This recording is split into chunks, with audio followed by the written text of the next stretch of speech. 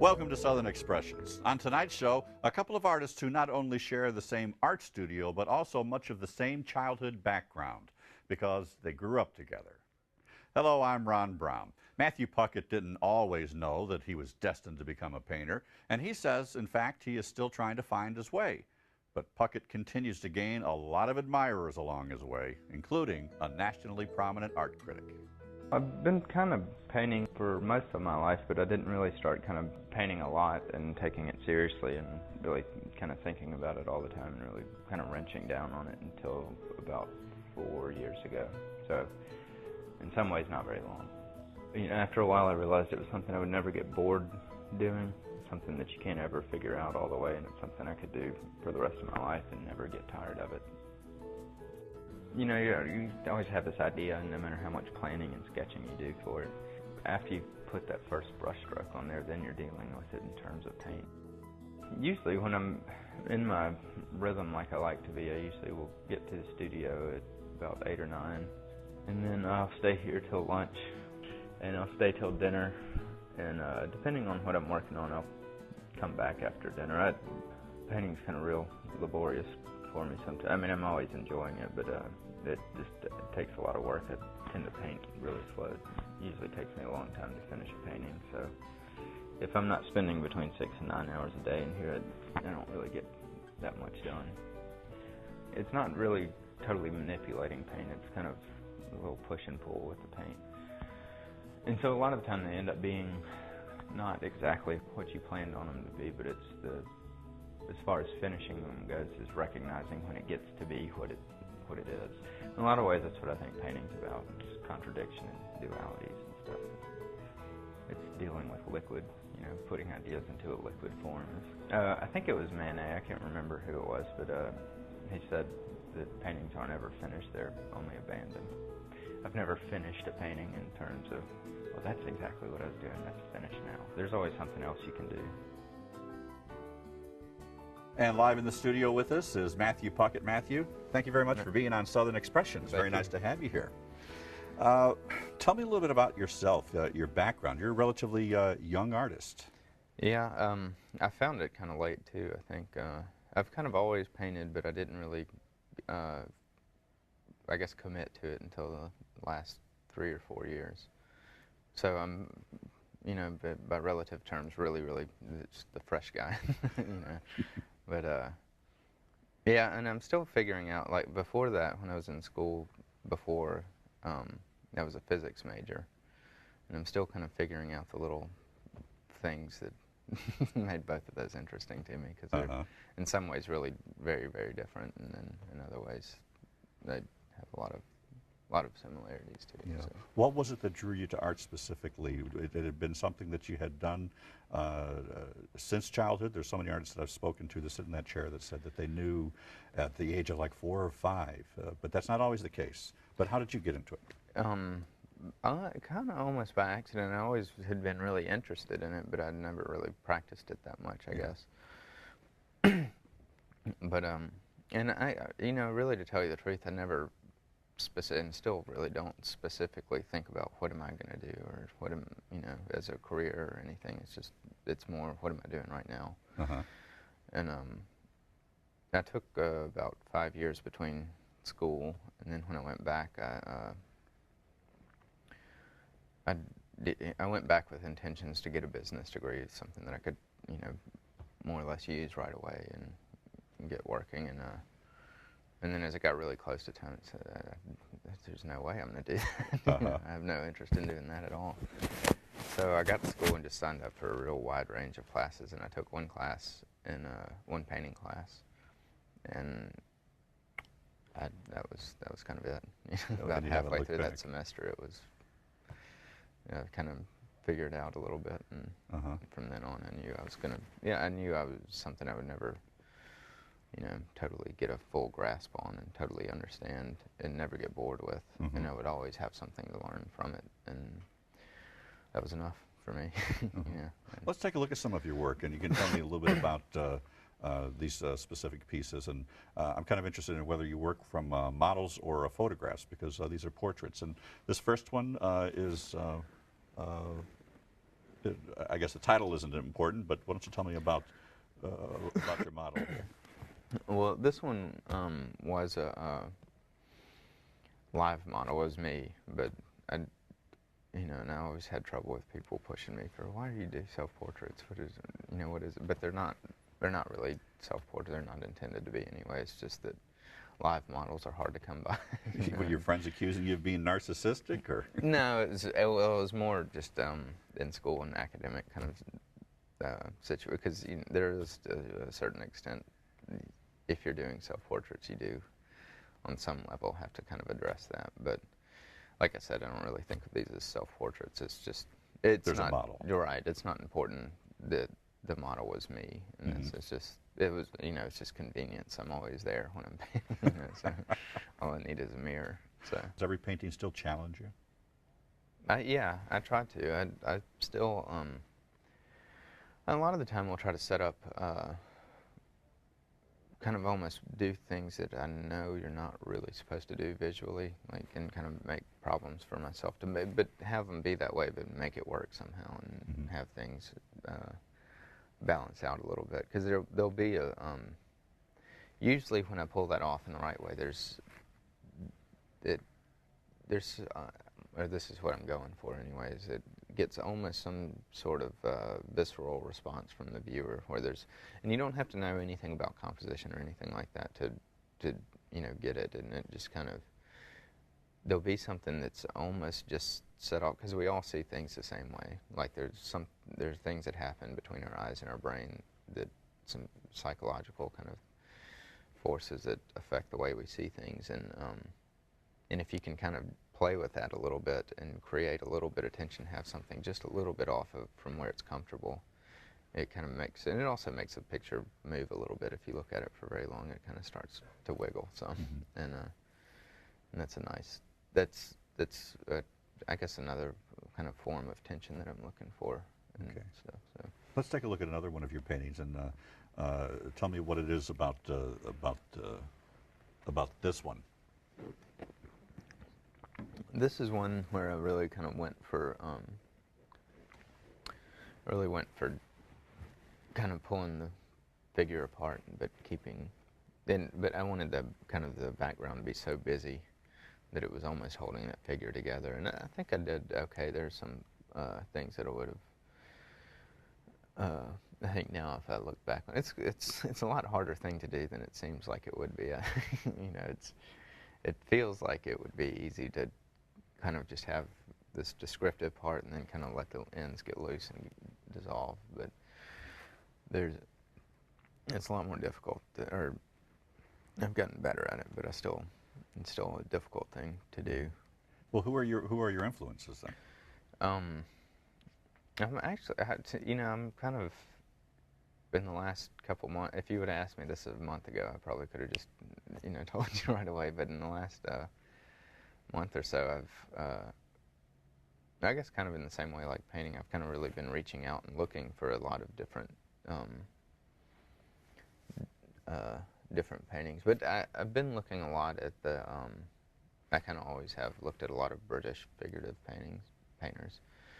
And then, of course, with, like Rembrandt is, and Caravaggio, all those kind of heavyweights through the line and stuff. Yeah. But I guess as far as a lot of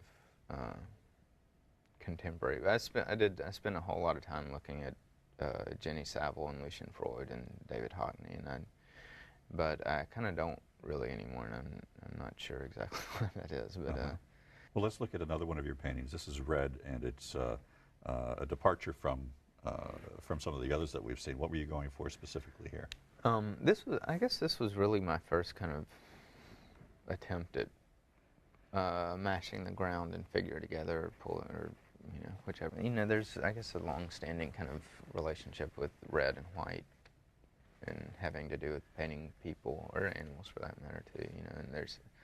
And I think it gets down to the dissection. If you think about Da Vinci and everything and all that really, kind of anatomical work that he was doing.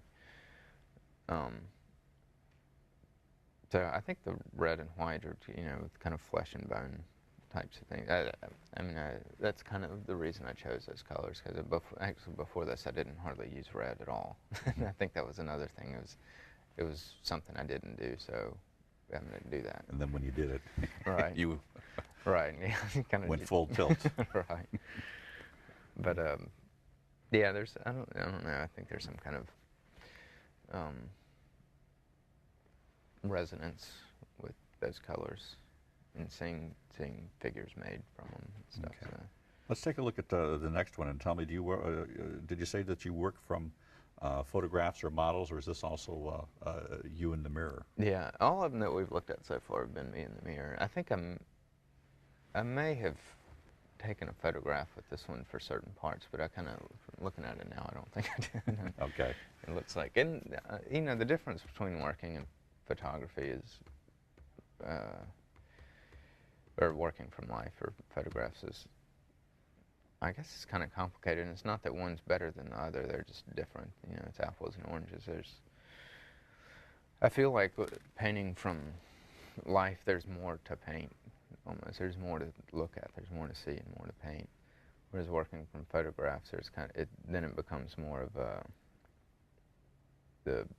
I think working from life, if you really look hard enough and really paint hard enough and think hard enough about it, then composition and design elements of a painting almost don't matter anymore. And I think they almost can kind of be, not that they don't matter, but they don't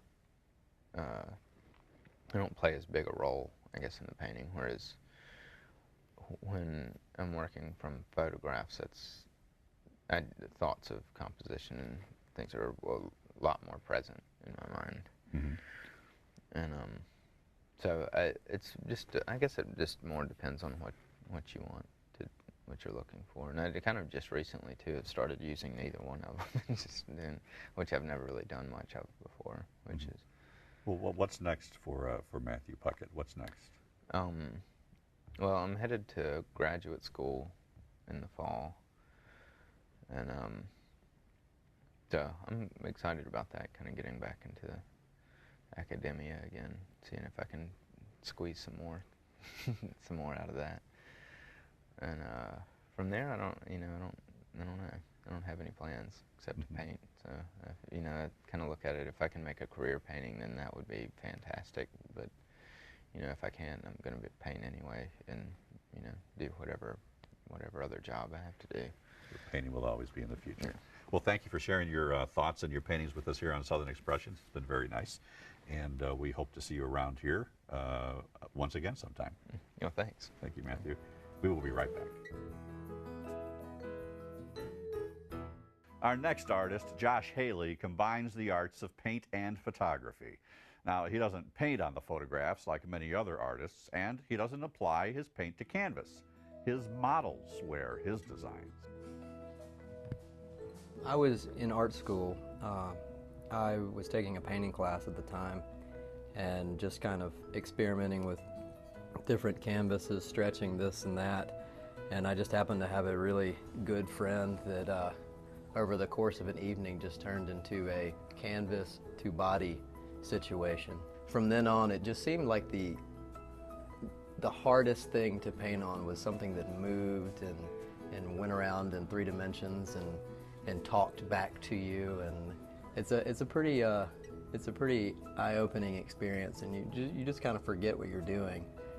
And it's so beautiful to see what comes out of just painting a body. It's incredible. Pretty much when the model comes in, it turns into whatever happens. I don't have any preconceived notions or any ideas. I get them up there and just tell them to do what they want to do. Just go with the music, and I'll stop them every once in a while when I see something that just really works, where the lighting is just perfect. But I shoot a lot and just let people just kind of flow with it. I'm not much on poses. I feel like it does some artificial, you don't want to stop someone and flash them in the face all the time and stop the flow of life. So I usually get the best images from just being completely candid and just continuously shooting. I don't know why I do what I do. I think I was given a love in life, and I just found a medium in which to do it with. I'm inspired every day by the things I see when I walk outside and by the people I meet and the experiences I have, and I translate that the best way I know how into my paintings, to my photography, and just to share it with others. Bring your dancing days back to you.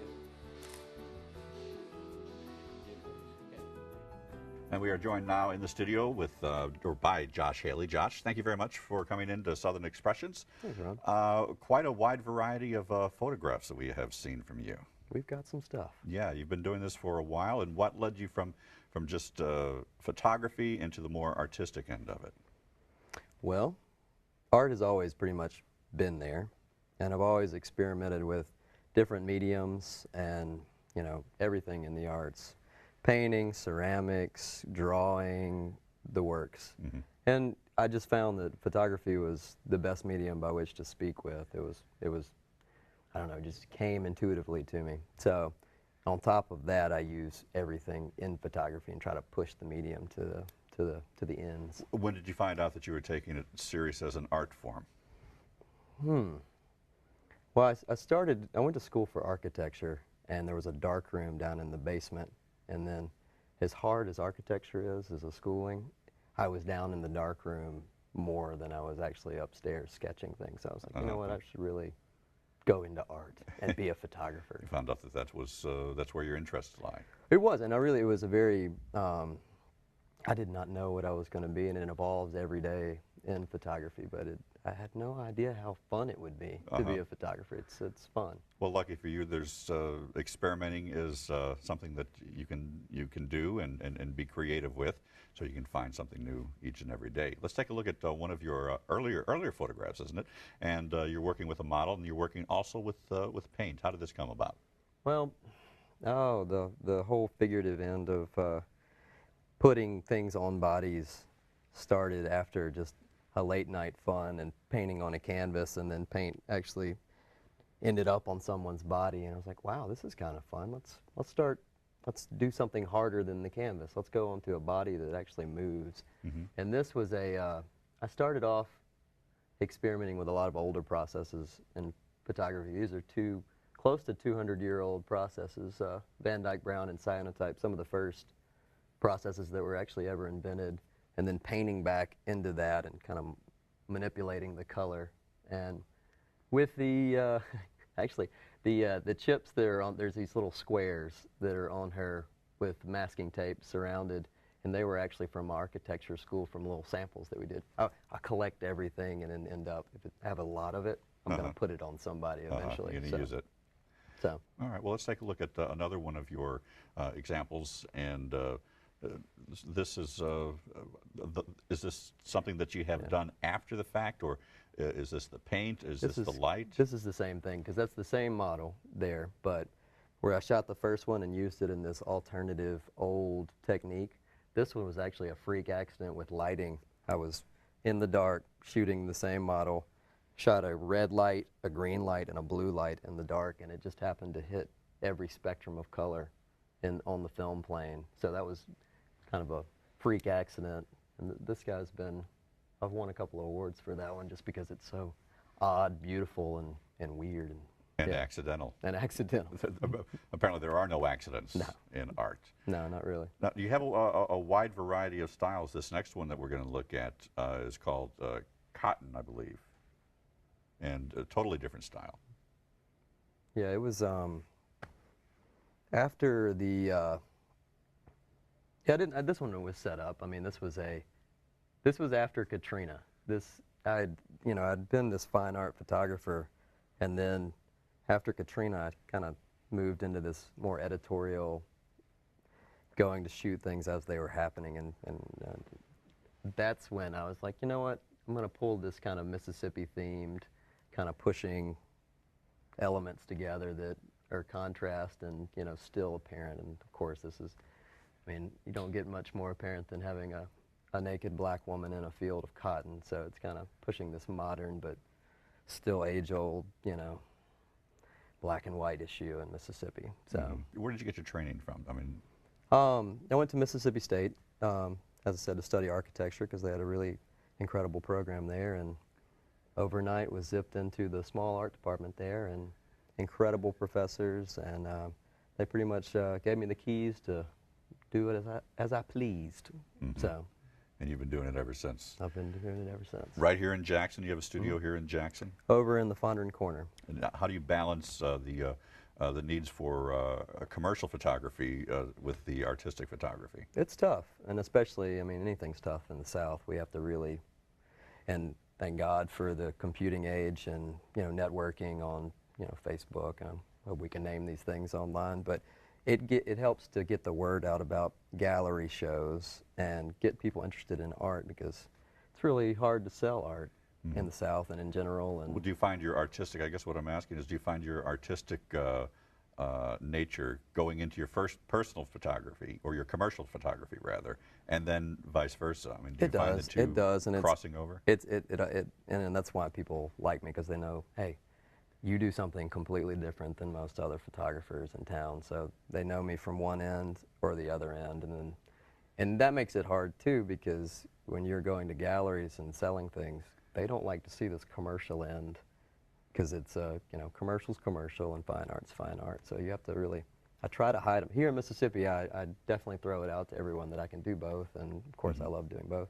Shoot weddings on the weekend, make money from that to continue to have a art lifestyle during the week. But so is it like wearing two different hats, or do the two? Is. Not so much here in Mississippi. You can get away with doing both, but when you promote yourself out to galleries, say in New York or anything like that, you really have to hide one.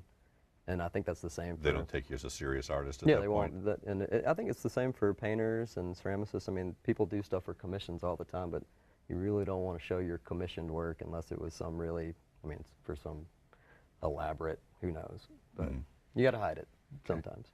All right, well, let's not hide any more of your artwork. Yeah, let's take a look at the next one here. And now this looks like a fashion shoot to me. That is kind of fashionable. I think it just goes along with that. What do you call those chairs? Pompadour chairs? I don't even know forget what that thing's called.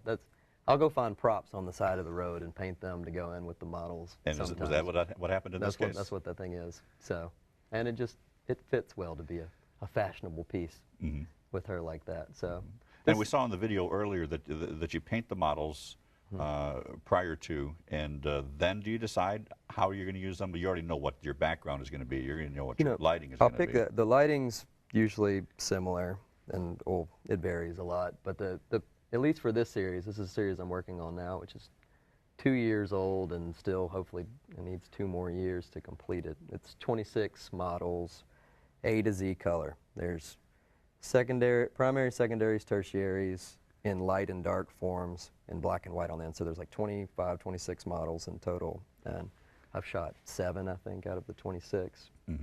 But when it goes with the figure, I really just they have to be a blank slate first, you know. The canvas is laid out on the table, just start making marks and see what goes along with the body, and then from there, put them in front of the backdrop, and if we have a prop or not. Sometimes I can't find a good prop. Sometimes, you know, one of these isn't laying on the side of the road ready to get painted yet. So, and pillows are really hard to paint.